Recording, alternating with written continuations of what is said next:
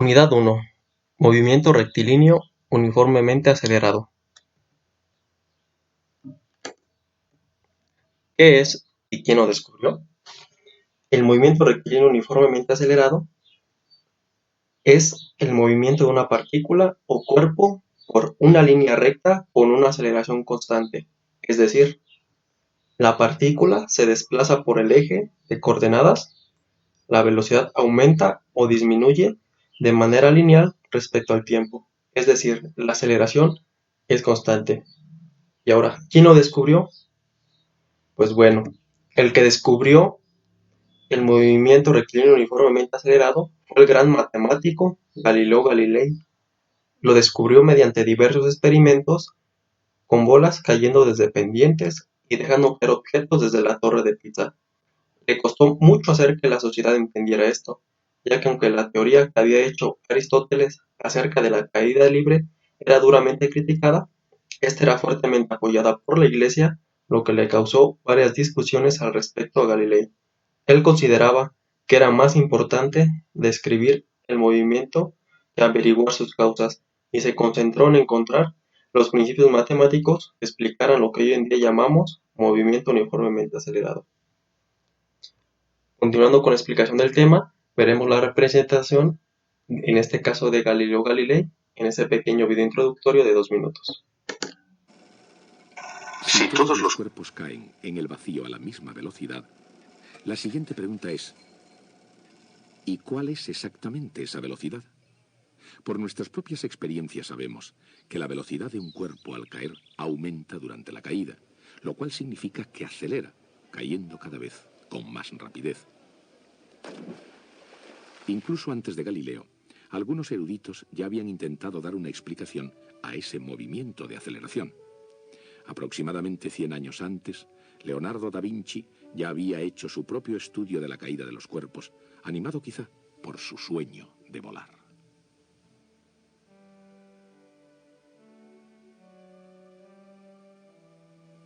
Más que preguntarse por la rapidez de la caída de los cuerpos, da Vinci se preguntaba cuánto caerían en los sucesivos intervalos de tiempo. Su teoría del movimiento acelerado era que un cuerpo recorrería cayendo mayores distancias en intervalos posteriores. Después concluyó con la teoría de que las distancias seguían la ley de los números enteros. Es decir, una unidad de distancia en el primer intervalo de tiempo, 2 unidades en el segundo intervalo de tiempo, etc. Galileo adoptó el método de descripción de Leonardo da Vinci, pero llegó a una conclusión diferente de cómo crecían las distancias. En lugar de crecer de ese modo, Galileo tenía la teoría de que las distancias estaban relacionadas con los números impares.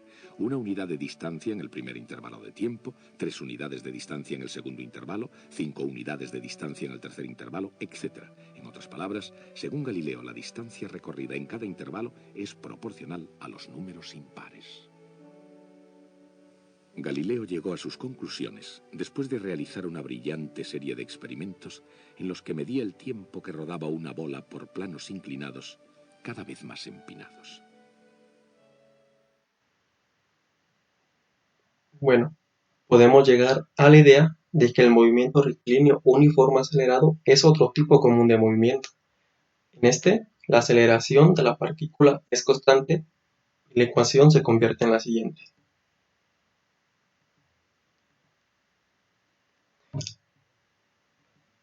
La velocidad de la partícula se obtiene al integrar esta ecuación. Velocidad es igual a velocidad inicial más aceleración por tiempo, donde velocidad inicial es la velocidad antes del acto. Al sustituirla por velocidad final, se escribe como la siguiente ecuación. Denotar mediante x0 el valor inicial de x, integrar, se tiene que x es igual a x0 más velocidad, 0 por tiempo más un medio de la aceleración por el tiempo al cuadrado. También se puede recurrir a la ecuación siguiente y escribir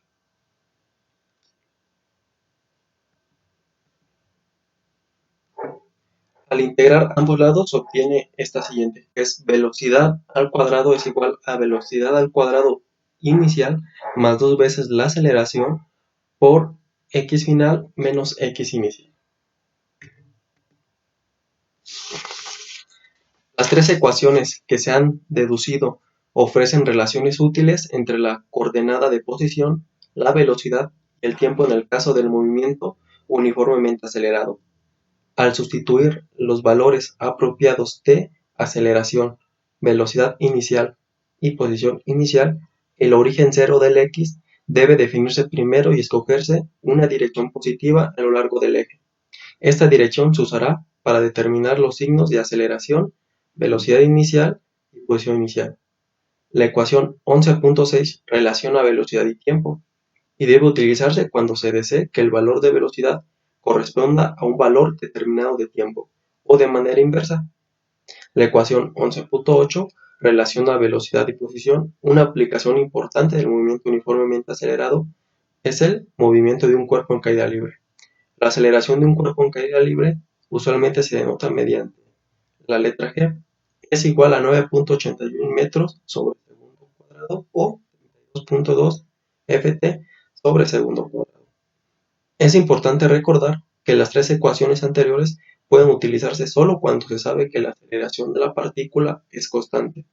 Si la aceleración de la partícula es variable, su movimiento se debe determinar a partir de las ecuaciones fundamentales según los métodos señalados en la sección anterior. Bueno, ahora pasaremos a un ejemplo. Ejemplo 1. Una partícula recorre una recta en un determinado sentido con aceleración constante. En el instante tiempo inicial igual a 0, el módulo de su velocidad es velocidad inicial igual a 5 metros sobre segundo. En el instante de tiempo, que es igual a 10 segundos, la velocidad va a ser igual a 25 metros sobre segundo. Determinar A.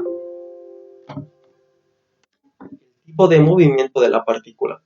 B. La aceleración.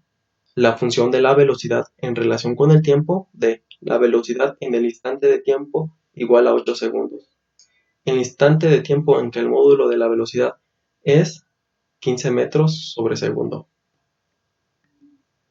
La solución sería, para el inciso A, el movimiento que describe la partícula sin duda es un movimiento rectilíneo uniformemente acelerado, puesto que la trayectoria es rectilínea y la aceleración es constante.